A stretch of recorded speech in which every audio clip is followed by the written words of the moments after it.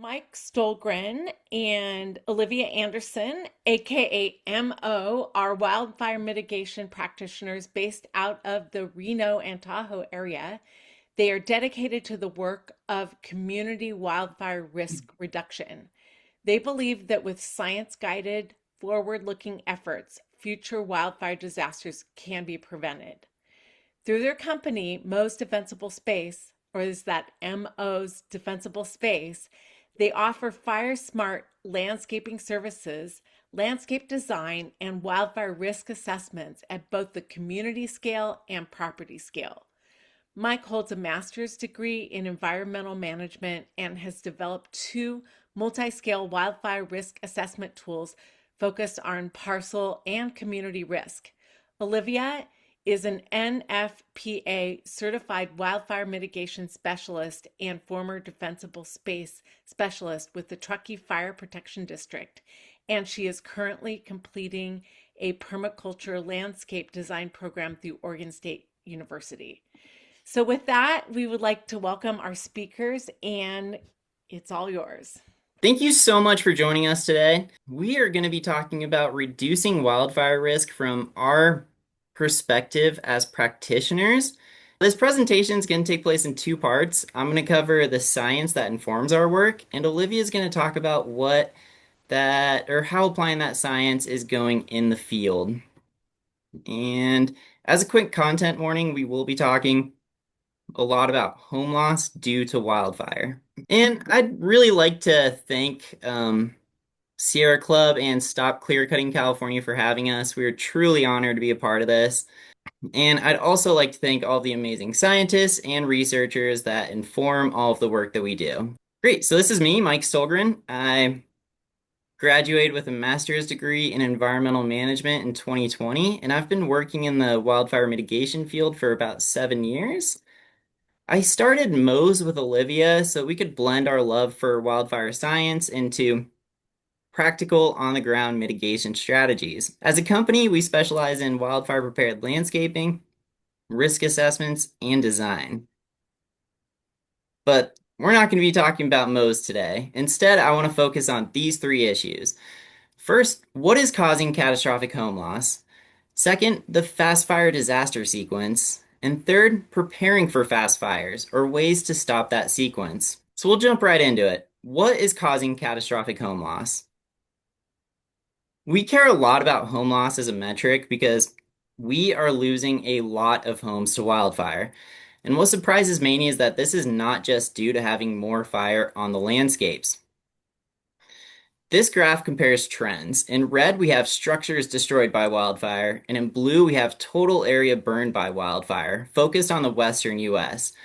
And what this shows is that home loss over the last decade has been disproportionately outpacing total area burned, showing us that wildfires are becoming much more destructive relative to how much land they burn. And it's really a confluence of issues that's causing this. For one, we're expanding deeper into the wildlands, so more houses, more risk.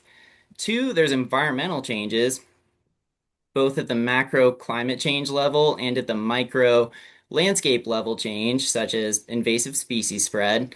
And third, and in direct relation to these other two issues, fires themselves are changing. And most notably, when it comes to home loss, fires are getting faster.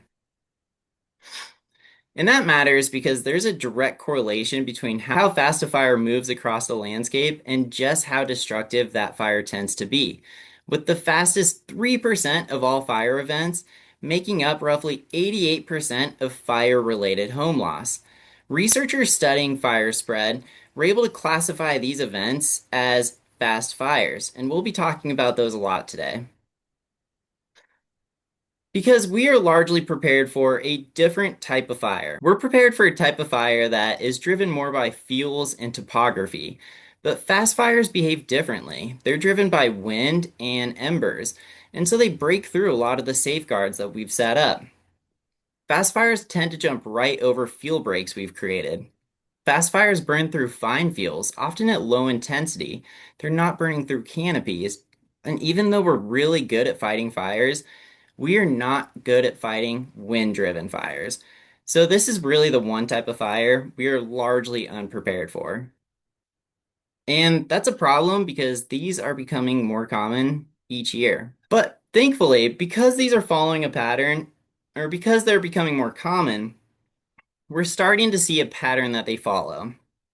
And we're calling this pattern the fast fire disaster sequence. The disaster sequence begins with ignition and wind. Wind is the through line here.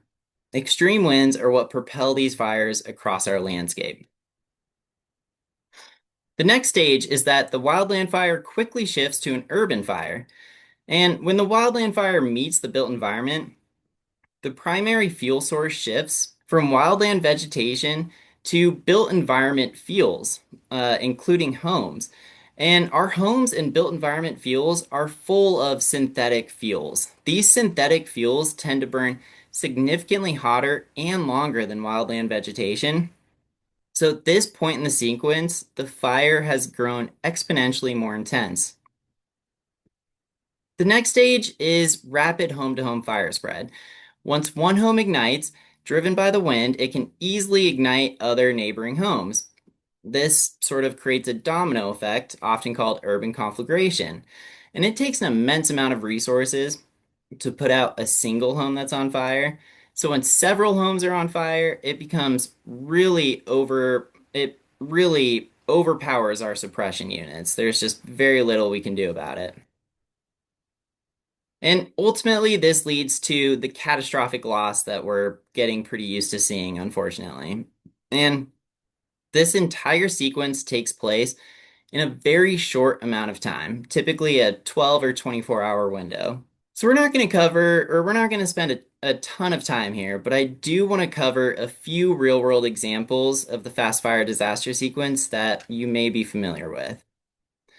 Starting with the Marshall Fire in Colorado, where you'll notice wind speeds were over 100 miles an hour, and the destruction occurred within a 12-hour period. The Palisades and Eaton fires, again driven by extreme winds, with most of the destruction occurring in a 24-hour period.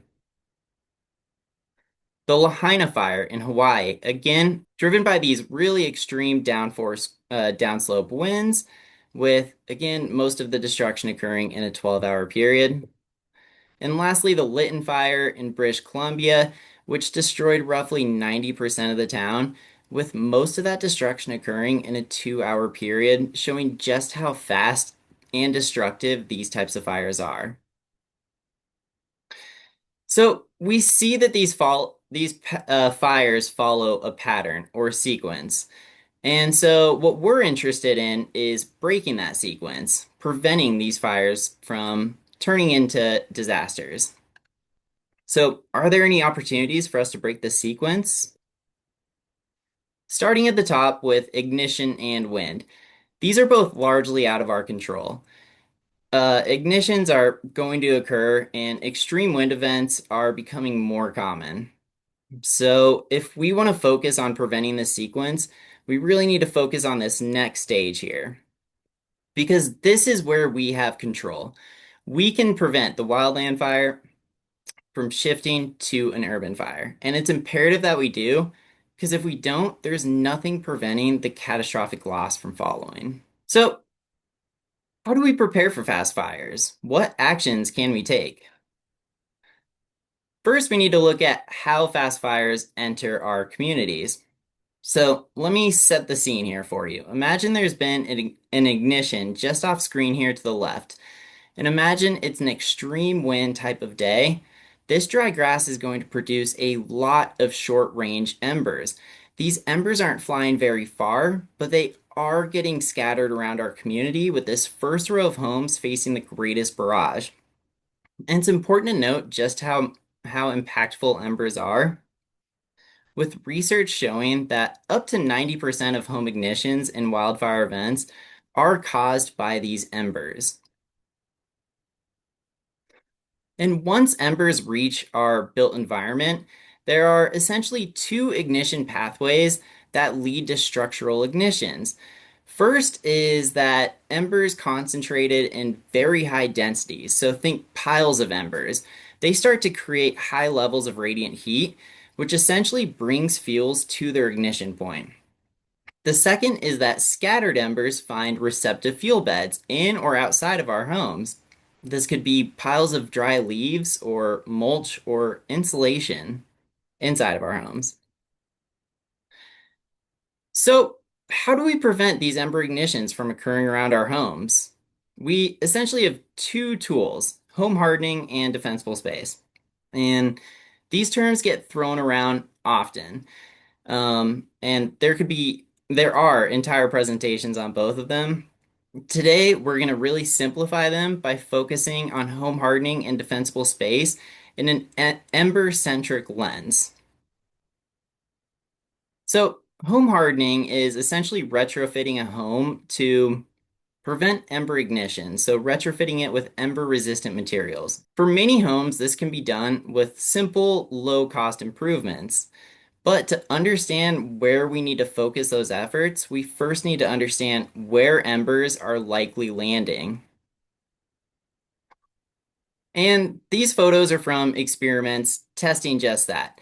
Inside of a massive wind tunnel, the Insurance Institute for Business and Home Safety essentially recreated what fast fire conditions would look like on the ground.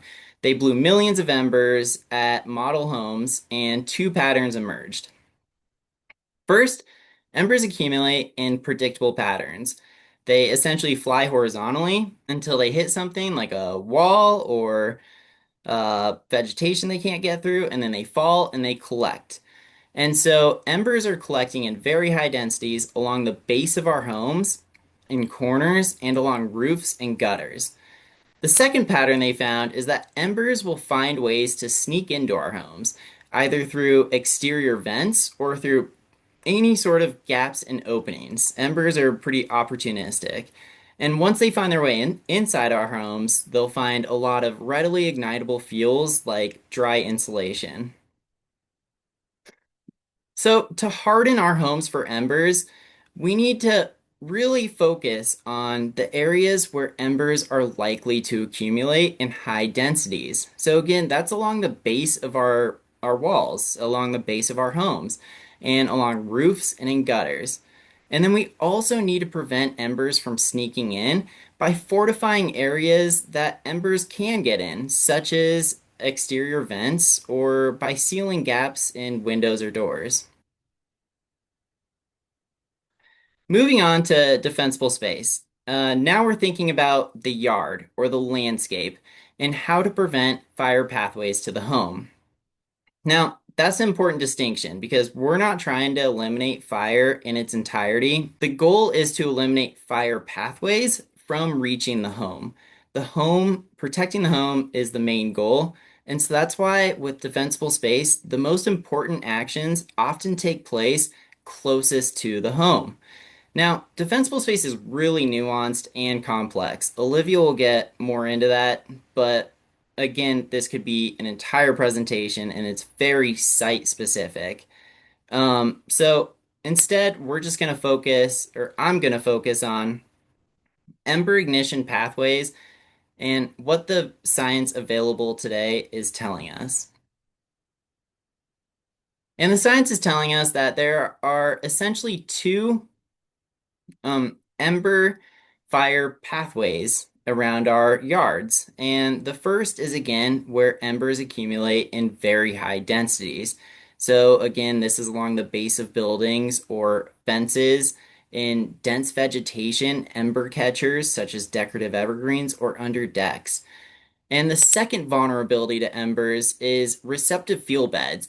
This is the kindling for the campfire type fuels that we have around our homes that can ignite from a single ember alone. And so, to harden our landscapes to prevent ignition pathways from reaching our homes, we need to harden areas where embers are going to accumulate in very high densities.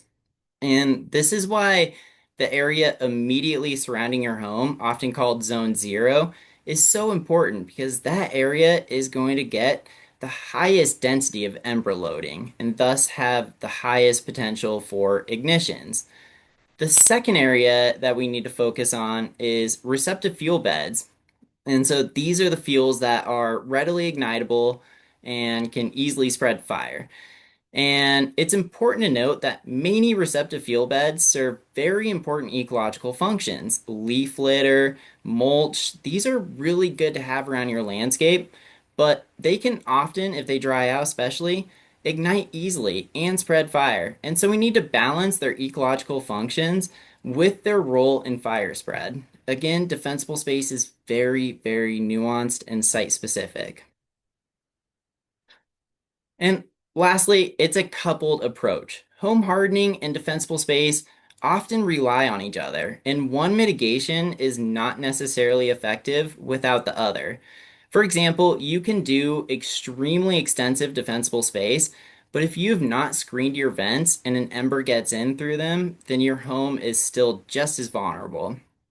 Similarly, you could have a very hardened home, take a brick home over here, and uh, ignition from a nearby plant could melt the sealants around a window or door, allowing embers to get in. And so, home hardening and defensible space often rely on each other. Zooming out, how do you approach this at the community scale? Especially knowing, excuse me, especially knowing that once one home ignites, that often becomes the primary fuel source of fire spread around communities, with research showing that homes 25 feet or less from each other have a very high risk of spreading fire directly from home to home during these extreme wind-driven events. And that is regardless of individual home hardening actions. And so, in this era of fast moving fires, we share direct risk with our neighbors. If our neighbor's home ignites, our home is at risk, regardless of the home hardening or defensible space actions that we took. And our home could also be at risk if their neighbor's home ignites. It could be mapped out across entire neighborhoods. So you could share risk with someone 30 doors down from you. And this is what we call shared direct risk of wildfire. So, how do you approach something like this? It seems like an impossible problem. Well, we approach it the same way that we approach home hardening or defensible space. We figure out what the most vulnerable areas are and we mitigate those areas accordingly.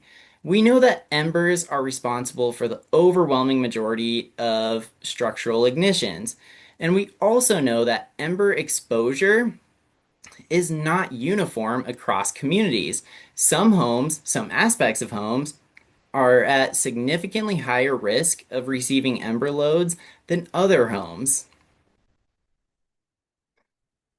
And so, to prevent community disaster, we need to harden those homes for the type of exposure that they are likely going to receive. Simply put, the homes or the parts of the homes most at risk need the greatest amount of attention. The goal here is to prevent the first ignition from occurring so that you prevent the domino effect of structure to structure ignitions. And thinking about wildfire risk or community risk in this manner helps us really simplify mitigation actions and reduce overall costs. So I know we covered a lot really quickly, but that is basically the end of my presentation. And I know we flew through a lot of slides. Just as a really quick recap, I just wanted to set up a baseline for Olivia's presentation. And a big part of that baseline is understanding that fast fires are causing catastrophic home loss. It's a very specific type of fire that is causing home loss. And that specific type of fire follows a pattern. And we can understand that pattern and we can break that sequence if we harden our homes and our communities for the types of ember exposure that those fires create. And lastly, if any of this feels new, it might not. You're the Sierra Club, and I know you're staying on top of the science as much as anyone, but the science around all of this is evolving so rapidly. Within the last 5 years alone, it has really forced us all to rethink about home ignitions and community resilience and This is just the tip of the iceberg. We're a part of a generational shift here where this is all going to be changing and it's going to be changing very rapidly. So I just implore everyone to stay dynamic and flexible over the next decade or so as all of this new science emerges. And I guess this is why we love being practitioners in this field because we're able to try our best to stay on top of this science and apply that directly into our work. And that's really what we love to do. But anyways, that's the end of my presentation. Thank you so much. Olivia's gonna pick up in part two. Hers, I think, is a little bit more fun, and she ends on a optimistic note. So thank you so much, and I'll be back for the Q&A. Hi, everybody. Thank you so much for sticking around for part two of our presentation. My name is Olivia Anderson. I'm the other half of Mo's, and I'm going to be keeping on this topic of reducing wildfire risk from a practitioner's perspective. So Mike did a great job of setting up our baseline, defining the problem of fast fire disaster, and outlining our solutions. Today, I'm going to be talking about what we've learned as wildfire mitigation practitioners who are trying to apply the science on the ground. So, at this point in my career, I have worked in the public sector, in the private sector. I've worked with fire departments, homeowners, insurance companies, and other practitioners and professionals in this field. I've had this really unique opportunity to see up close how each of these different groups are handling and understanding the problem of wildfire disaster. And with this insight, three lessons of wildfire mitigation have emerged. And these lessons are going to be my framework for today. I want to talk about this because in the field of wildfire mitigation, we are so singularly focused on getting as much work done as we possibly can. And we're not considering whether that work is effective or truly reducing risk. And as practitioners who are trying to apply the science in the field, these 3 points feel especially important. The first is that not all wildfire mitigation work is good work. The second is that wildfire risk is not being sufficiently communicated. And the third is that in the field of wildfire mitigation, we are not looking toward long-term solutions. So let's dive right in with lesson one. Not all work is good work. I got my start in wildfire mitigation as a defensible space specialist for the local fire district in Truckee, California. My job was to educate folks on defensible space laws and ordinances and on wildfire risk. The goal was to get folks to take action and reduce risk. And while I was working there, I saw a lot of work being done, but I didn't always see risk being reduced. The thing is, defensible space as an industry is fairly new and young. It's not currently treated like a skilled trade, and there is no standardized practice. So it's filled with a lot of folks from a lot of different backgrounds, and they're all interpreting defensible space very differently. While I was at the fire district, the work that I was inspecting on often failed to address the characteristics that make landscapes likely to ignite and spread fire to the home. Instead, I tended to see a lot of mass indiscriminate vegetation removal. These removal practices can be highly disruptive. They can damage soil health and root systems. They can leave landscapes barren and vulnerable to invasive species spread, erosion, and dense unhealthy regrowth. Another widespread practice that I saw was the unnecessary removal of large trees. Now, a lot of folks think that their large trees are their biggest hazards on their property, and the bigger the tree, the bigger the hazard, so they go ahead and remove them. But our large trees, even our conifers, are not hazards in of themselves, and they provide really vital services to our landscapes like shade, windbreaks, and microclimates. So the removal of these large trees can leave landscapes more vulnerable. Now, removal was not the only issue that I saw. I saw a lot of poor pruning as well. Poor pruning can severely affect the health of vegetation. It can leave plants vulnerable to disease and failure in maturity. Poor pruning can also result in a dense accumulation of dead material within plants, which increases that plant's likelihood of ignition, especially from embers. So these practices all amount to landscapes that are hotter, drier, windier, and ultimately more vulnerable to fast-moving fires that destroy homes. So how should defensible space look? Well, effective defensible space is nuanced and multidisciplinary. It is a combination of understanding fire behavior, home ignitions, landscape health, thinking about how landscapes are going to respond to treatment over time. Defensible space should address the mechanisms that make vegetation likely to ignite and spread fire, while also maintaining shade, windbreaks, native vegetation, and keeping disturbance low. But this is generally not how defensible space is being approached. It's a very common refrain in the world of wildfire mitigation to say that all work is good work, but that is simply not true. Poorly executed work can increase risk over time. If we want defensible space to reduce our risk to wildfire, then we have to standardize the practice and bring landscape health and fire science to the forefront. Without standardization, we're going to continue to see degrading practices like indiscriminate vegetation removal, large tree removal, and poor pruning practices. My point in saying all of this is that we really need to appreciate the nuances of defensible space. Okay, moving right along to lesson 2. Wildfire risk is being insufficiently communicated.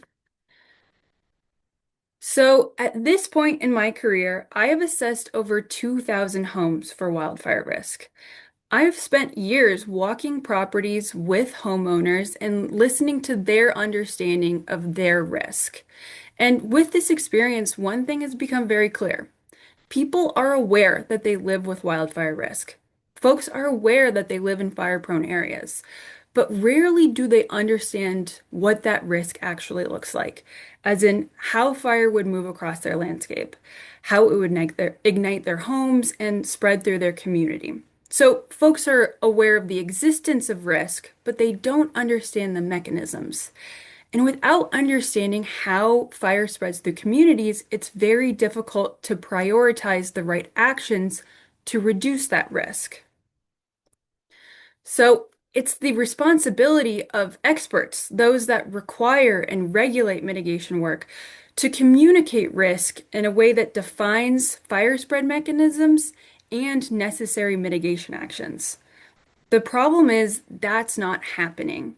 Our fire departments, insurance companies, public outreach groups, and contractors all share this role as experts by regulating, requiring, recommending, and actually doing the mitigation work. Each of these groups are essential, but they each have specific limitations that inhibit them from communicating risk in direct and actionable ways, which makes it harder for homeowners to get the whole picture. So let's take a look at these specific limitations, starting with our fire departments.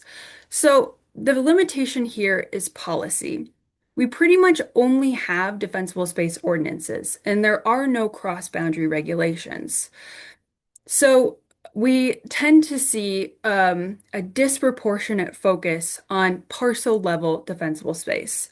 The blind spots become shared risk and home hardening. A home can pass fire department inspection while still having significant risk due to home hardening vulnerabilities or neighboring conditions, and this can result in an unintentional false sense of security.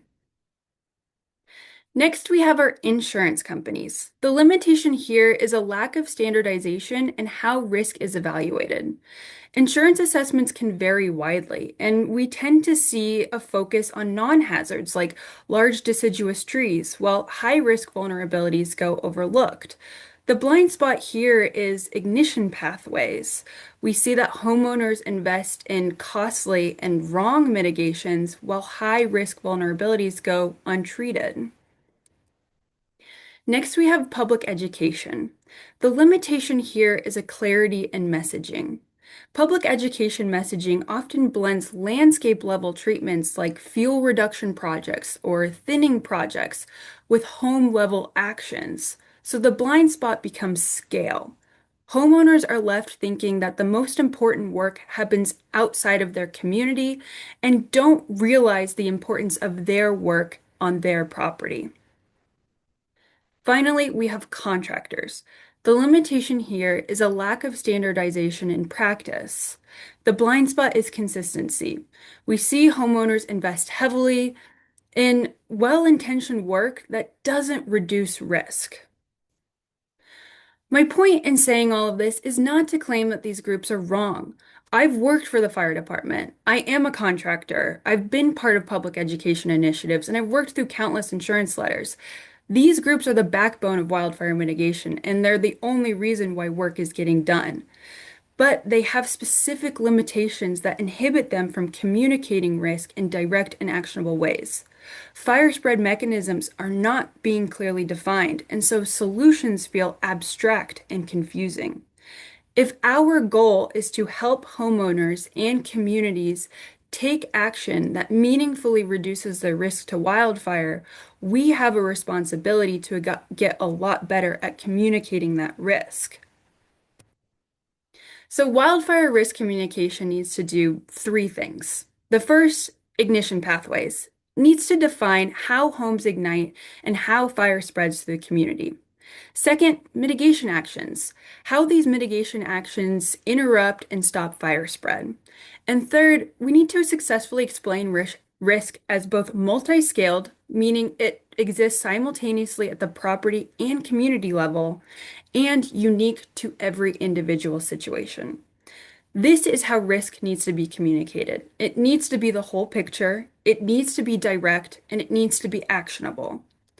But this is not how risk is being communicated. And that is a problem because how people understand their risk directly informs how they take action to reduce that risk. It is not enough that people know that they live in fire-prone areas. We need folks to understand the mechanisms of fire spread. With that understanding comes targeted and impactful action that truly reduces wildfire risk. Okay, moving on to our final lesson today. Lesson 3. We are not looking toward long-term solutions. So we are heading into our 5th year of Mo's, and I know we haven't talked too much about our company today, but our primary offerings are defensible space and home hardening, or defensible space and wildfire risk assessments, excuse me. And we feel very proud of what we've built. Our defensible space feels meaningfully different than what is offered around us, and our wildfire risk assessments are tools that we've spent years building. But when we take a look at our work, when we take a step back and look at our work honestly, we have to contend with the fact that we are solving short-term problems. Defensible space is not a one-time treatment. It requires ongoing maintenance. And wildfire risk assessments, while useful, are just snapshots in time. They cannot account for how risk changes with the seasons, with situational changes, and with conditional changes. Now, this limitation is not unique to our work alone. Our systems of wildfire mitigation are short-sighted. Our policies, our insurance requirements, our grants and inspection cycles are all designed to ask and answer one question. Is this property, is this landscape compliant today? They are not designed to ask harder or longer term questions like, how is this landscape going to respond over time? How is risk going to change as vegetation grows back, as communities grow, and as climate changes? We have a responsibility to approach wildfire mitigation with the long term in mind. I believe there are ways to incorporate nature-based design into wildfire mitigation, and these are approaches that could help us overcome the built-in short-sightedness of the systems that we currently operate within. Biomimicry simply means mimicking natural biological functions. In this context, it's studying strategies that plants, animals, and ecosystems have developed over millions of years and asking how those strategies might inform the way that we design our landscapes and communities to be more resilient to fire. A local example that I really love is the ponderosa pine tree. Ponderosa pines evolved with fire. They developed thick insulated bark. They developed a lot of characteristics like thick insulated bark to survive frequent fire exposure. The lesson that we can take from ponderosa pines is not to eliminate fire, but to design for fire exposure. We can think about fortifying our homes in this way. We can think about designing systems that are meant to withstand, survive, and expect fire. So, to close today, I'd like to just introduce three examples from nature that I believe could inform a longer term approach to wildfire mitigation.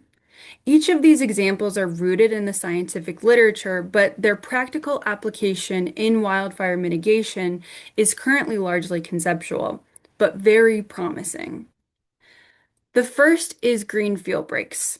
Now, when most people hear the term fuel break, they think of vegetation removal, barren strips of land with nothing to burn. Green fuel breaks, on the other hand, are about strategically using vegetation.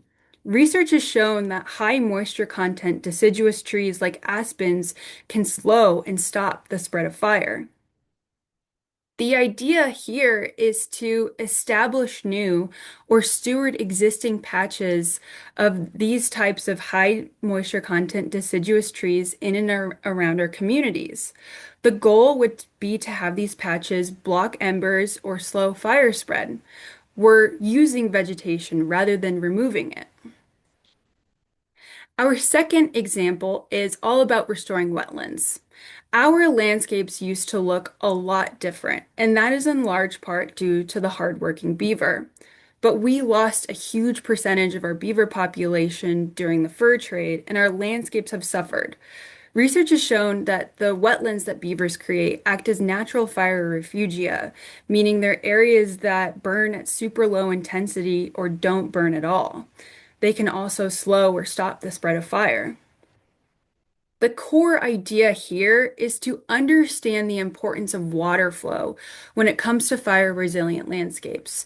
At the community level, we can do this work by literally reintroducing beavers or by mimicking their dams by building beaver dam analogs.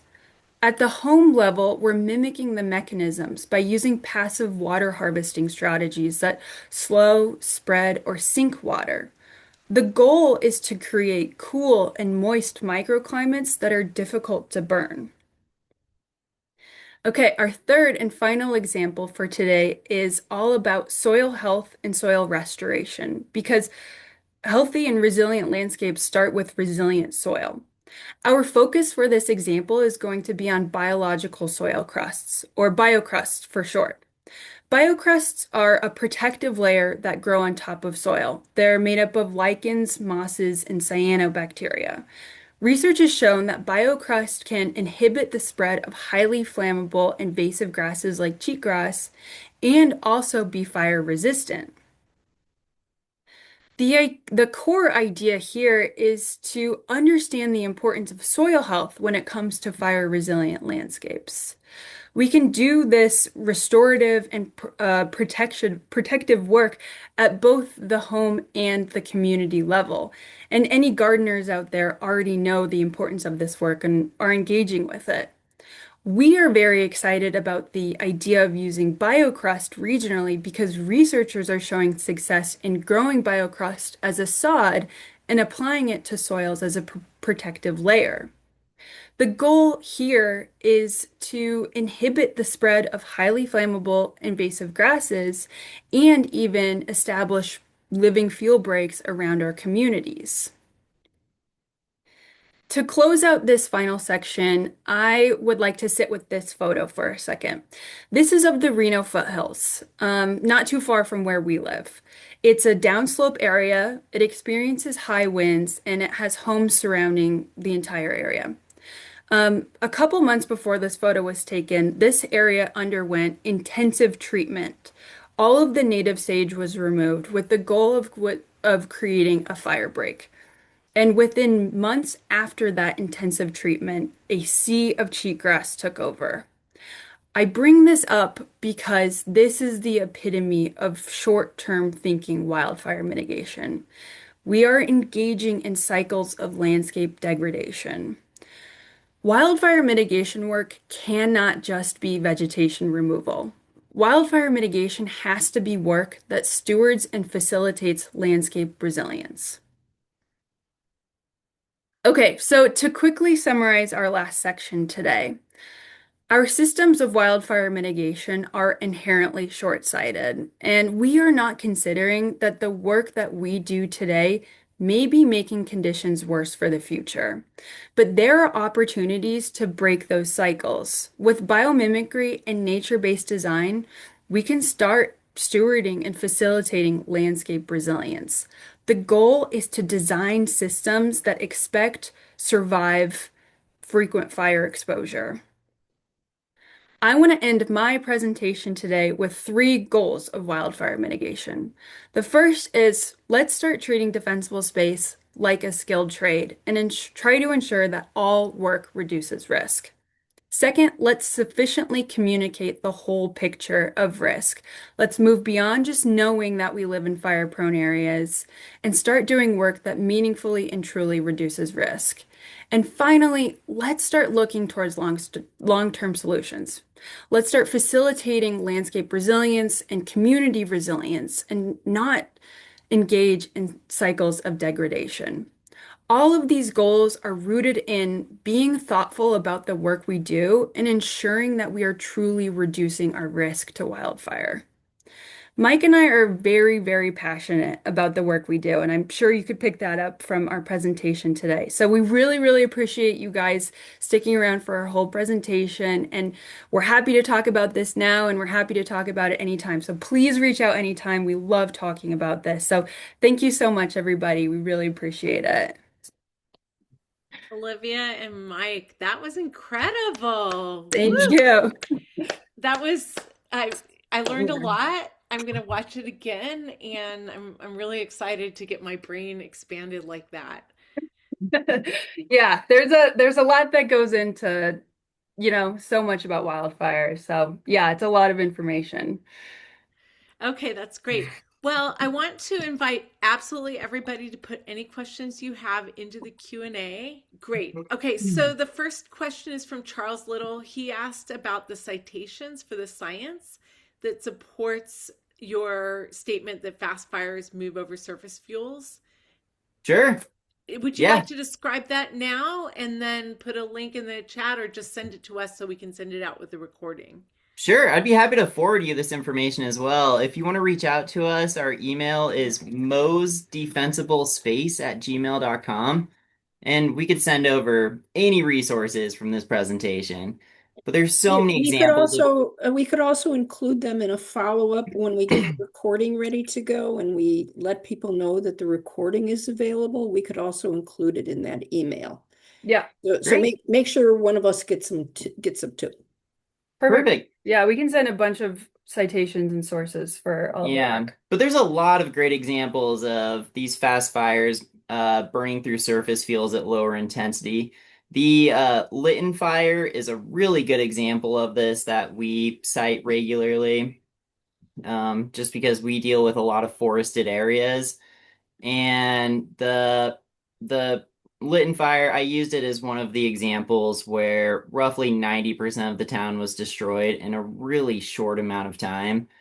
And the fire report did a really excellent job of cataloging that risk and showing how the fire just basically skipped over the canopy. It burned at very low intensity. It was these very short range, high intensity embers, which is language that you see used consistently throughout these fire reports. It's just these basically grasses or surface fuels just creating these pockets, like millions of tiny embers that are fizzling out really quickly, but in such high densities, they bring with them a lot of weight and a lot of heat. Yeah. And so it's basically skipping over the canopies and just taking out houses. Yeah, I would if that's something that you're interested is the burning through fine fuels, the Lit fire report that was authored by Jack Cohen. They also have a presentation about it. He does a really wonderful job of explaining like the difference between extreme fire behavior and fire severity. Because this is, these are extreme fires and they're moving very quickly, but they are burning through fine fuels. So they're technically like that difference of vernacular when we're thinking about severity versus extreme fire behavior. So they're low severity, but very extreme fires. Yeah, and I just want to cite the Litton report because Jack Cohen cites many other fires that follow that Yeah, similar pattern. And so yeah. it's sort of a great resource to it's all encompassing. Yeah, he talks about fires in California and New Mexico yeah. And the Yeah. Lytton fires, British Columbia. So, Yeah, and also if can everybody see the Q&A? Because Ralph put a link in the Q&A directly under oh, Teresa's great. comment. Is that Perfect. the one you were thinking of? Um, I don't know.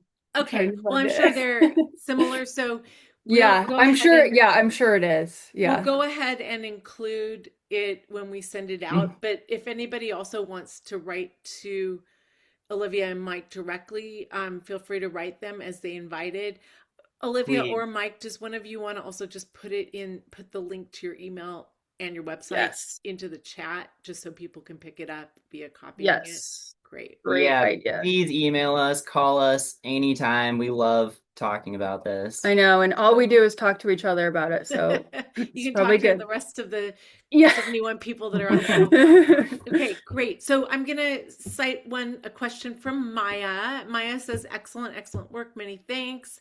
Can you tell us how the available science literature on biocrust, beaver analogs, and aspen groves can inform our standard practices, and how long would that take? That's a great question. So a lot of that science, like um the green fuel breaks with the aspens and the biocrust research, that's research that's come out in the past year. So we know that there is a huge gap between our science and our practice of wildfire mitigation. That's typical of any science-based practice is that there's a huge gap between that science and when we start implementing the science. But so those are things that have come out in the past year. In terms of us getting on the ground, like we're super interested in starting to like grow biocrust sod and seeing regionally like how we could start influencing, cheatgrass is a huge issue here. So if we could start inhibiting the growth of cheatgrass, if we could start restoring some of those landscapes, like that would be awesome. But again, all of this is currently very conceptual and I don't like a time scale on that. I'm not too sure. I think We there's a lot of cool, like people are doing really, really cool stuff with beaver restoration and beaver dam analogs. And like, even talking to my friends are like, beavers are really trendy right now. So I feel like there's a lot that I think would happen with beavers before these other conversations. Yeah, and we were just listening to a presentation from one of the authors of Hazard Mitigation Methodology, which I recommend everyone check out if they're unfamiliar. It's really like a big foundation for our work. And we were listening to one of the authors. Oh, yeah, please put it in the chat. We were listening to one of the authors present on hazard mitigation methodology this week, and they termed it as a generational shift. And they said that all of this new research is just now starting to come out, and they're even 15 years out from having the type of quantitative research that they really feel confident in.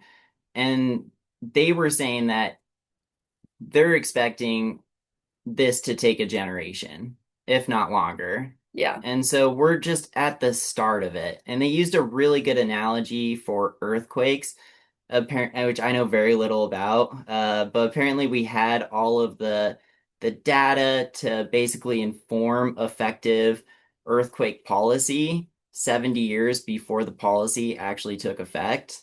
And that's how they talked about wildfire and this our new understanding of risk in home ignitions is it's going to take 70 years. It's going to take a generation. Yeah.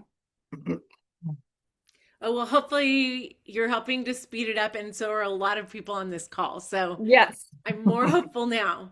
Okay, Yes, so of course. I'll give a question from CJ Rodriguez. He wonders, or actually CJ wonders, is BioCrust applicable anywhere? So, no. So it's mostly related to like our dry lands, like where we have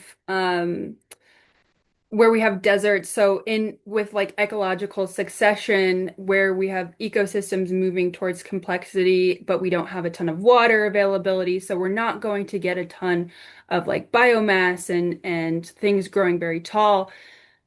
We see complexity in our deserts being that biocrust, and we don't in more moist areas. So in a lots of areas around California and Northern California, that's not probably going to be something directly that's going to be taking place, like growing biocrust sod and using it. But there are certainly principles of soil health and biocrust that can be used in any ecosystem type. But biocrust specifically is it's mostly associated with dry lands. It's mostly associated with deserts.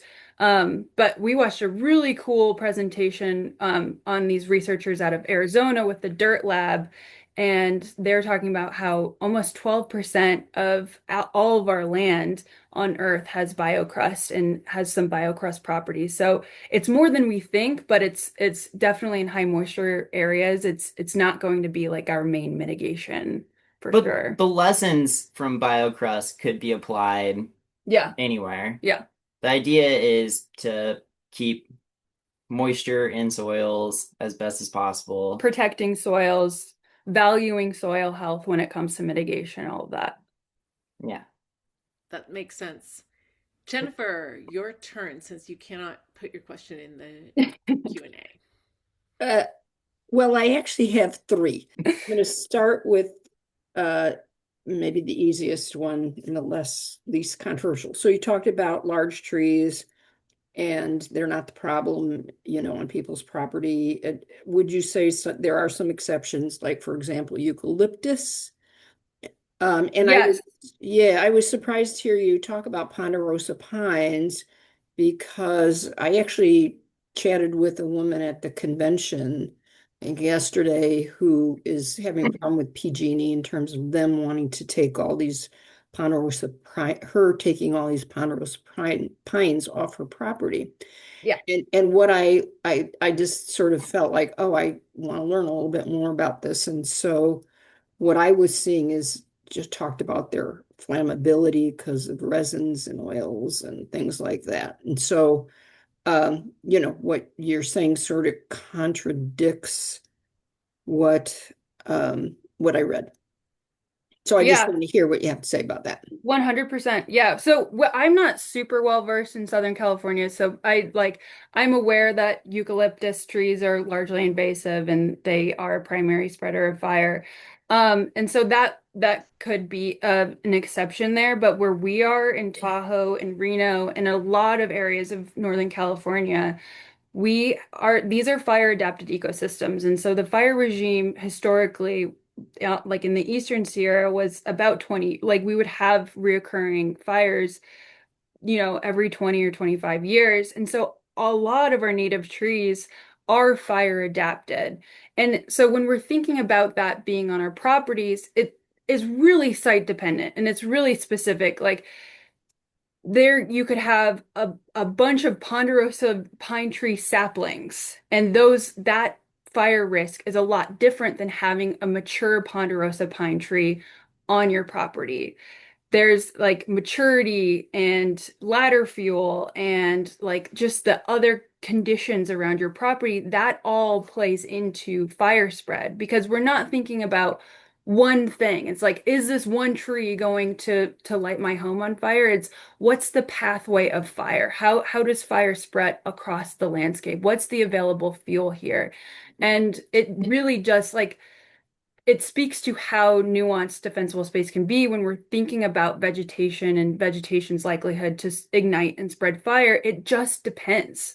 But for the most part, when you have mature conifers, they develop these, especially mature native conifers, they've developed these characteristics that are evolved with fire. They have deep roots, they have thick insulated bark, they shed their lower limbs. These are all characteristics that they developed to evolve with fire. So it depends, certainly, and it just depends on like if we're going to talk about whether a ponderosa pine on your property is a hazard, like we'd have to go there and we'd have to talk about it and talk about relationships. But for the most part, those large, healthy trees are not the hazards, and they're very important to keep on your property. You hear different things from different people in the fire world. Like, we are part of a lot of different conversations, conferences. We're working with different nonprofits. And I will say, like, part of the reason why I wanted to do my presentation in the way that I did it is because we don't have consensus with like our nonprofits and our like our practitioners and the people that are like experts in this field. We don't have consensus. There are people who are saying that they're experts, and then they're saying you got to take out all your trees, you got to remove all your vegetation. And we're not considering what the consequences of doing that are. And so I find that to be very dangerous. We need to have like consensus, and that consensus needs to be based in science. So I totally get it. Yeah. Great, great, great, great. Yeah.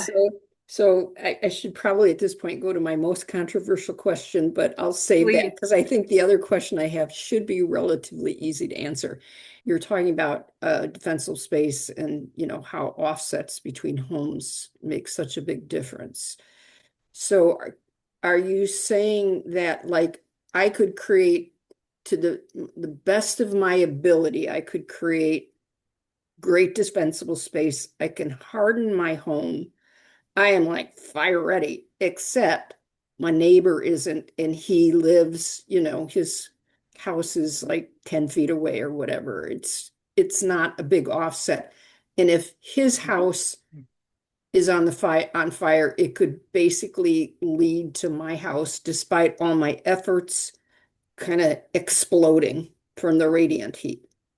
Yes. Mhm. So it depends on how close homes are to each other, but Yeah. homes within 25 feet or less of one another are very Yeah. highly likely to spread fire from one house to another. Especially windward facing. Yeah. Right. Well, and it goes to like the IBHS study and then Goldner's study from UC Berkeley, both highlighted the importance of like herd immunity and Yeah. how if you're doing all the right things, but nobody else is, you're SOL. Yeah. Yes. So okay, great. So we talk a lot in our group about zone zero, and as you know, the zone zero is highly controversial, and Yeah. what are the mandates going to come out like that Newsom sent out an executive order about over a year ago. And what, and the range of opinions is from sterility to, what is the vegetation, the right kind of vegetation may protect your house. How far does it need to be from your house? All the nuances of all this. And there are good arguments on both sides of that. Yeah. Okay, so I'm just interested in what your personal opinions are, based on your experience with CAL FIRE and your work that you do. Yeah. If it were up to you, what would the mandate say? I would say that it is very challenging to enforce nuance. And so I completely understand the frustrations around Zone Zero and the laws and regulations that are being proposed. But I think that it's a step in the right direction. And I think that wildfire policy is always going to be imperfect because we are still learning so much about risk. But I think we can tell you from experience doing these site visits and inspections, it is so difficult to inspect on nuance. A low fire risk shrub can be pruned improperly to a point where it is a high fire risk shrub. And a low fire or a high fire risk shrub can be pruned in a way that makes it relatively low risk of ignition. And so it comes down to there's just so many factors at play. Yeah. And And so that it needs to be regulated. Zone zero is the most important area around the home when it comes to influencing home ignitions. Like that is fact. That is undeniable. And so zone zero, if we want, like you're talking about, is my neighbor's housing condition going to affect mine? It will. And so the way that we make it so that we have that herd immunity, we get home after home after home, is by not only regulating, but yes, also regulating. And that zone zero is the most important piece when it comes to defensible space. I think that it's tough because we're starting with regulation and we need these other pillars of support if we truly want to accomplish community wildfire mitigation, if we truly want communities that are fire adapted, we need funding support, we need resource support, we need experts in neighborhoods helping people achieve that. But we're starting right now with policy, and it's a step in the right direction. And Yeah, and one can only guess that what finally comes out from the mandate will be heavily watered down. It'll be something, it'll be a start. it'll be a And start. do you think Yeah. at that point, uh, based on what the final mandate is, and assuming it leaves some room for some vegetation, that the CAL FIRE inspectors who are tasked with the job of doing inspections in very high risk fire zones really need education about the kind of nuances you're talking about? And the general public, like me, I'm high risk. I'm not very high risk, but because I'm only high risk, CAL FIRE doesn't need to come and see my house. But so for my own personal, kind of attention to my house, I need to be educated on those kind of nuances as well. So education is going to be a huge part of this. Education is so like behind, this regulation is happening and this policy is happening, but education is the number one important thing. Like we need to really start educating folks on why community wildfire mitigation is so important. We need to start educating on like specific fire spread mechanisms. Like it is vital that we do that, but we also need to understand that this might, like Mike said, be something that takes a generational shift. The top researcher and the author of hazard mitigation methodology was talking about like we need to start talking about this in elementary schools. We need to start having kids be knowing what defensible space is, knowing what home hardening is. Like we're starting to educate like kids and talk about that and get it there so that we can then, bring in older generations and we can make it a societal norm. We're making it a social norm for communities to be fire adapted, rather just leaning then on this like policy side of things where it is really hard. It's really hard to regulate this, but if we can have that help us build these other pillars and then we change the social norms, then we're moving in the right direction. I love that. We have Brent McDermott is wondering, how far will you travel to do a house evaluation? Will you go to Um, Nevada City? the first, yeah, for sure. yeah, we've worked in some areas in the Sacramento area. Yeah. We try to make it as affordable as possible. Yeah. If you can get like a neighbor, a group of your neighbors together, then we will like share travel costs. We'll reduce the price of our wildfire risk assessment. So we love to, if we can really accomplish that, like that community wildfire Yeah. mitigation, then like we will make it as easy as possible for people and we'll for sure travel. Yeah, Okay, send us an great. And you email. have everybody, you have the email in the chat so you can write to them for this. So, next question from Ed Chad. In the Pacific Northwest, I've heard that embers can fly for miles in a big forest fire, potentially igniting any home in a town near that forest. is the fire characteristic in the Pacific Northwest different than in California? They asked. And by the way, Ralph did put a link in the chat with some research, but Yeah. Perfect. go ahead and give Thanks, your Ralph. perspective on that. So, Yeah, so fast fires typically um they typically move through grasslands. So they are far more common in grassland ecosystems or grass and shrubland. But they do exist in forests as well. And so there are essentially simply put, think about embers as two different types. There's the long range embers that get lofted up by the plume and those famously like bridge the Continental Divide or the Royal Gorge, and they'll have spot fires miles away, or they'll land in someone's mulch around their home, and even though they're miles away from the home or the fire, their home starts to ignite.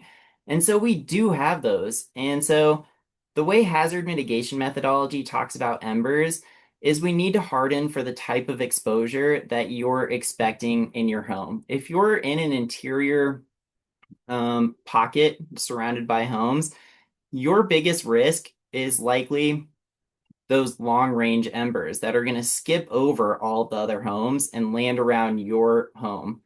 But with these fast fire conditions, what we really see are really high densities of short range embers igniting homes on the exterior of the communities. And so on the outer edges of the communities. And so going back to one of my last slides, we need to harden those homes for the high density embers so that they can survive that heavy barrage of embers. And then working your way into the interior, we need to harden those homes for the long range embers. And if everyone does that mitigation and everyone keeps up on it, ideally you're preventing any ignitions from happening. It's obviously not that simple, Yeah, but that's but the basic idea. yeah, But the yeah, basic idea. it in like forested areas of Northern California, it's not different from the Pacific Northwest. Like we do see embers that can travel for over a mile and land in communities. That can happen. And but like in these fast fires, it's very focused on that high density short range embers. Yeah, Yeah, it can all happen. and it's probably a more rare type of event in the Pacific Northwest, but it could happen. And Yeah. extreme wind events are becoming more common. So all it takes is an ignition during an extreme wind event day. And then you have a fast fire, unfortunately. that's sombering. So, okay, so I'm going to move to another practical question that's very actionable. What would you have done with that example you mentioned where the cheap grass took over, where they cleared out the sage and the cheap grass took over? Like instead or I think it's as from a Jerry result. Farman, but I think they're saying, I'm not sure, Jerry, are you asking what would you have done in advance instead of removing the sage, or what would you have done afterwards? Maybe you could answer both. Sure. What would you have done instead of removing the sage? But also now that it's done, which we Yeah.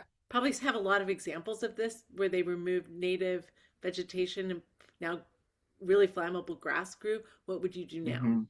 Yeah. So instead, we would focus on defensible space within 100 feet of homes. So instead of doing these community fuel reduction projects that are in neighborhoods where we have sagebrush, knowing that it's so easy to type convert sagebrush ecosystems to cheatgrass, and we don't have the answers. Like, we don't really know how to prevent that from happening. The thing that we can do is focus on defensible space and home hardening. So in that photo, we would not probably do much of any work in that area in the canyon. We would focus on the homes themselves, hardening the homes and doing that defensible space. If we were going to do any work in that canyon, it would be work to, increase moisture retention in that drainage. It would be, are there willows and high moisture content trees like cottonwoods growing? What can we do to steward those? But like all of that in terms of community landscape restoration work and stewarding work, like that is currently not a huge part of wildfire mitigation. So the photo that we showed, that was a grant-funded project that it was several, like over $100,000 went into clearing that area. First with masticators, so the big machines that mulch, and then later with Spanish goats. And so it was a really intensive, multi-month long project. And that money, we think, could have been better spent hardening the homes surrounding that area. And so ideally, you could have fire move through that canyon and not affect the homes if the homes are properly hardened. But what we have right now is an entirely type converted ecosystem with extremely vulnerable homes that haven't had any mitigation work. And so it's a shift of perspective, and it's happening. It like Yeah. the local we have two fire districts here that we work with in Reno in particular. And one of the defensible space specialists, like the head guy now for one of the departments, is completely moving away from field breaks. He's seen that they're not working, and he's trying to get grants funded directly towards homeowners. It's exactly what we've needed for the last several decades, and we're seeing that shift happen. Yeah. So good things But are. what we do about now that we have all these type converted landscapes Yeah. that are covered in cheatgrass, Yeah. that's a great question. I think like these biocrust research this biocrust research that's coming out is really cool, and it's mostly coming out of like the Sonoran Desert and like these very desert ecosystems. Um, but I think there's promise there, and we can, we're thinking about like coming in and getting at the cheatgrass early in the year before it cures and before seeds lay down, and maybe we can cut it down and then do some biocrust. But like that's a huge area. It's many acres that now need to be restored.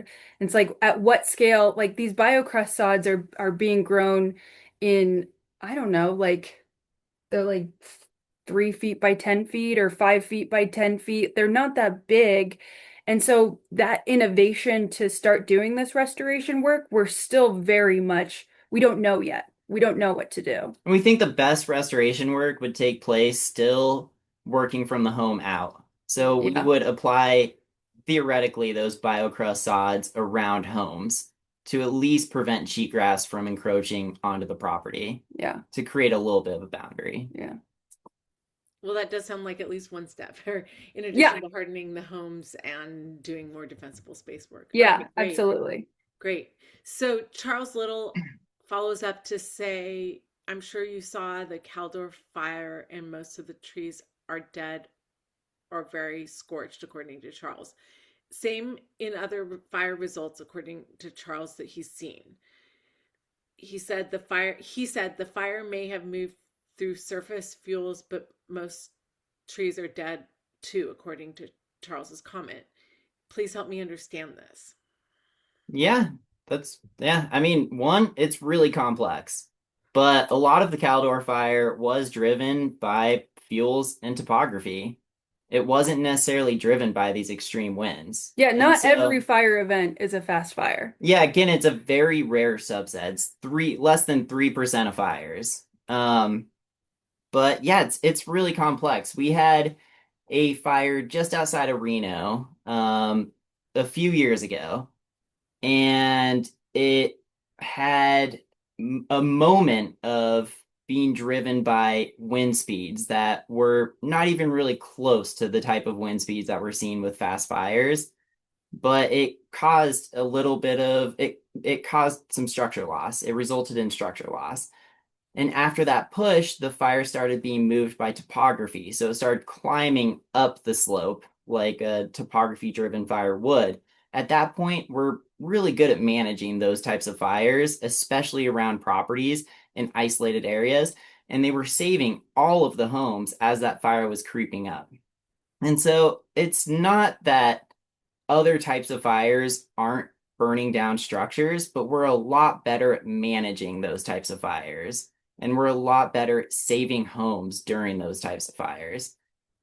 And I don't know if that answers the question. Um, let's see. Charles, if you have more questions, feel free to add them to the chat to keep following up on this. And then also, Ralph put a link into a research study that can also be looked at. Okay, Liz Carr asks, do you give presentations to rural fire departments in national forests? We don't, but we would. Yeah, love to. Yeah, we would love to. Yeah. Yeah, so go ahead, Liz, and email them. Yeah. And Jerry Farman asks, I live in an urban townhouse area and I would like to turn a large sloped area into a, let's see, into a non-mowed area. We're probably in a low risk area, but he's wondering what could we plant that would not need mowing nor irrigation, but would be a low fire risk. Where is he located? Where are you located, Jerry? I know it depends so much on where you're located, right? Yeah. Absolutely. Yeah, but I would recommend that he look into like native plant guides. That's going to be like your best bet in getting drought tolerant, hardy plants, like hardy perennials that you can plant that come back year after year that don't require irrigation.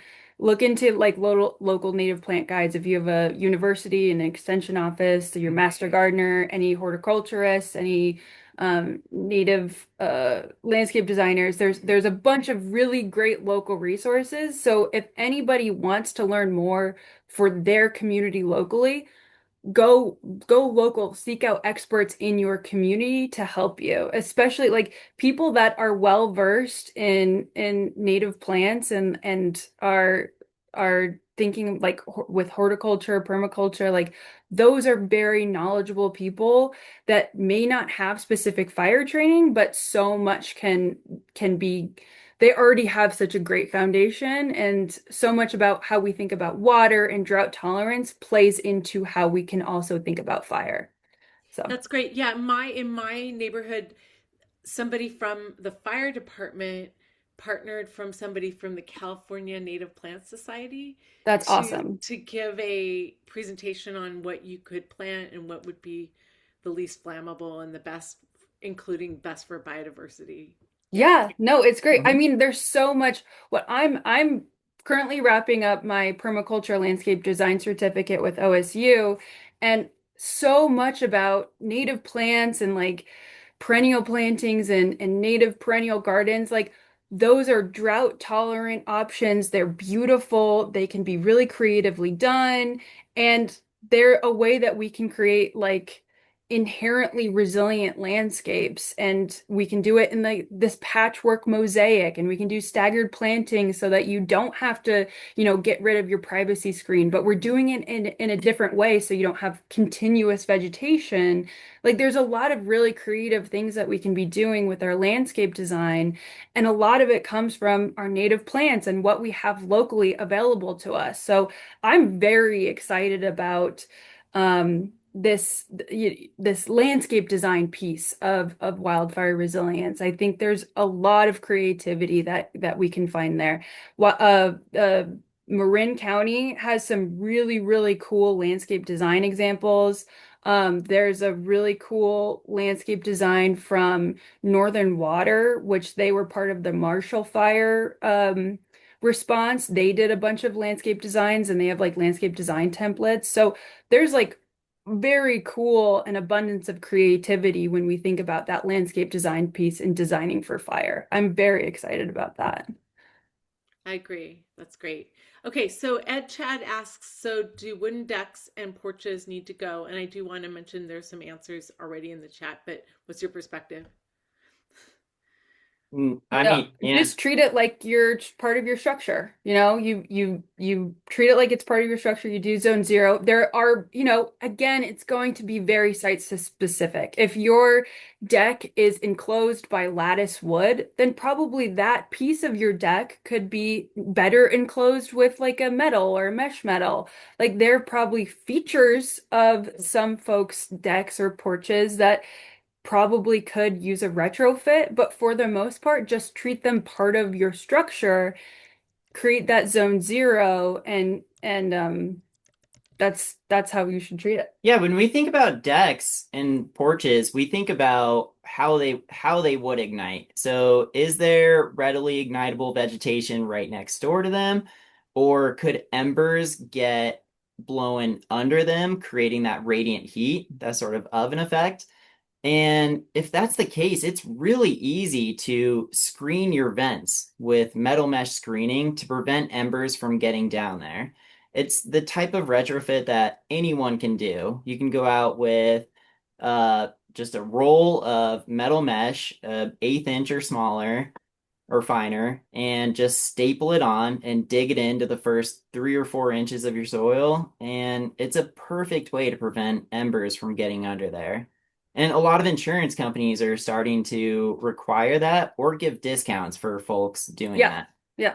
And so it's a great low cost mitigation option. Very So low the cost. mesh is what you would use instead of the wooden lattice that's very Yeah. flexible.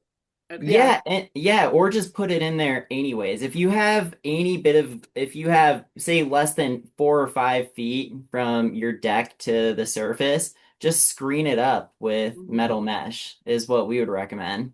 It's a great low cost retrofit that has a, yeah, great return on value. Yeah. Okay, that's great. And there's some more information in case anybody wants to look at the Q&A. There's some more information in the Q&A. Okay, another question from Ed. Is there a good guide that you know of that you can recommend to specific home hardening technologies? For instance, what designs of litter-free gutters or ember-proof vents? And it looks like Ralph has supplied an answer here, but I wanted to know if you have a specific book you can recommend to people or Yeah. in chat. There is so Headwaters Economics has done a bunch of great stuff about home hardening and has a bunch of great home hardening resources. They have like stuff about cost for home hardening materials. They have a home hardening retrofit guide. There's also our local extension. They authored a home hardening retrofit guide that's very easy to follow and just has like basic home hardening retrofits. I think if you just Google home hardening retrofit guide, that one will come up. And then CAL FIRE has a materials list for different materials that are can be used for like renovations and for home hardening retrofits and stuff like that. And so there's a ton of really great resources for materials. I know Hazard this is mitigation. more, go ahead, go Oh, ahead. sorry. NIST, the National Institute of Standards and Technology, they authored the hazard mitigation methodology framework that we keep talking about. They also have a really great resource. It's really extensive and they show sort of like cost benefit analyses and it's great. Again, if anyone wants to email us, we'd be more than happy to Yeah. send this Okay, over. that's great. And yeah, if you have anything you want to give us as a link to put in the follow-up, that would be Yeah. great also. Great. Go ahead, Jennifer, and then we've still got a few more questions to get through. Well, I just wanted to reality check because we're now at half past the hour, and You're we right. have about half of the people that came onto this presentation are hanging in there, so that says a lot about the value of the words. But you've been so kind to let us into your lives, and I just want to make sure we don't overstay our welcome. Well, we no, Yeah. we just want to talk about this as much as we can, so we're good. We're happy. Okay, your brains aren't exploding, and No, not and yet. your stomach's growling. No, thank you for being patient with my cold. I really appreciate it. Oh, Struggling um, through this. I will say really quickly, just for kicks, we did write a defensible space guide for kids to follow, and we're just trying to give this away to educators. We're not like selling this or anything. Yeah, it's available for free online. Yeah, there's a free copy online for free, but also if you're an educator and you have space for a hard copy, we got a few dozen printed, just so let us know. okay. And So just to, what would we Google? It's on our website. Okay. But I can link to Cool. it with I the can look other at the resources. website, no problem. Okay, Yeah. great. Okay, I had some more specific questions which have also been answered in the Q&A, but Ed was also asking about gutter guards, what Yeah, I type of mean, we gutter don't guard. have a company that we recommend or anything like that, but highly recommend them. yeah, like Yeah. non-combustible gutter guards are great. Yeah, and Tor Nealon's asked about fire resistant paint. That that's a little trickier. I think Yeah. that the research is showing that it's not as effective as brands sort of want it to be or talk about it being. Yeah. I think as far as mitigation actions go, we try to stick with the ones that are most founded in the scientific literature, Yeah. which also tend to be the lower cost option, Yeah, they're the the lower cost cheaper retrofit. option. And so there's so many DIY solutions and low cost options. I think fire resistant paint, I like it probably isn't causing any harm, but I think there's better mitigation actions that you could take Yeah, before doing that. before doing fire resistant paint, make sure you have at least 6 inches of non-combustible siding on the ground. So you have that your concrete foundation. Make sure that most all homes have that, but sometimes years of rocks and leaves get piled up, so you lose it. But if you have at least that 6 inches of non-combustible concrete siding, then that's going to mitigate a lot of that ember ignition and radiant heat, even when you have that wood siding. So make sure you do that first and then sure. Mhm. Okay, great. Okay, so the last question before Jennifer maybe has another one is from Chris Pullman. Do you have a link to the, do you mean the BioCrest? You said that, Chris, you said that, do you have a link to the sod you mentioned that can be used for fire control? But do you mean the BioCrest? I'm assuming.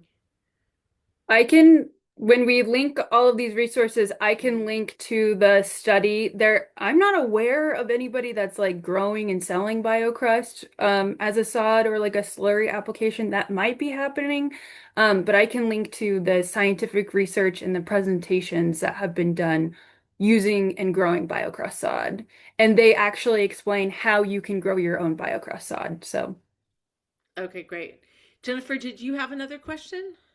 Well, it's, I guess, a little bit of a question, just a comment that, we here on Stop Clearcutting are kind of all about forests and forest protection. And the reason that we have become so invested in this issue is because we hate what's going on in forests with, quote unquote, fuel reduction, quote unquote, thinning, et cetera, et cetera.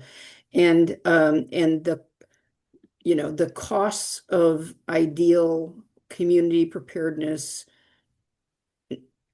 fire resistant homes, it's huge. yeah. So, does it make sense to you to really be a little more nuanced about fuel reduction and where it's needed and where it does good and where it's basically just subsidizing the timber industry and kind of shift, like, where are we going to get the money for all this? Well, look at the fuel reduction budget, which is huge. 100%. Yeah. Yeah, Headwaters Economics again has a really wonderful study that they published with the Columbia, I think, where it's titled Missing the Mark, and they talk about how underly funded community wildfire mitigation efforts are as compared to fuel reduction and suppression. And it's very interesting. And so we spend a ton of money nationally as a nation on wildfire, but we are putting very little resource funding effort into scientifically proven efforts that can protect homes and communities from wildfire. It's a endlessly frustrating battle to try to advocate for community wildfire mitigation efforts. We need people to be supporting homeowners and communities in these efforts. We need home hardening and we need defensible space, and we need people to support homeowners. People are at their brink in life. Getting told that you have to now clear your first 5 feet around your home when you have already so much going on in your life. I understand that that's overwhelming, but it's also necessary. And so we need to support people in doing that. We need to give them the resources so that they can accomplish that. Wildfire risk is not an individual problem. It is a community-wide problem. Homes ignite other homes, and so we need to support communities so that they can do this work. It's so, so, so, so, so important. So, yeah, getting funding into communities and out of these other things that we are spending millions and millions of dollars, billions of dollars on that are not scientifically proven, when we have scientifically proven efforts that can protect homes and communities from ignition, we have to fund that. It's so, so, so important. Yeah, now we just have to convince our legislators and our Yeah, governor, yeah, Yeah, Uh, and since you're working on that, something yeah, that we well, we don't noticed. have the same kind of lobby money, to pass along. But we're doing our best. And to our credit, we actually at our booth that we had at the Democratic State Convention, we did have a summary of the home economics, not missing the mark, but they put out a piece about cost and considerations, and we summarized that, and that was one of the flyers that we passed out, talking to yeah. people about this whole issue. So yay for us. Yeah. Yay, that's awesome. Yay. So it looks like we've gotten through the questions in the Q&A. Did anyone else have any questions?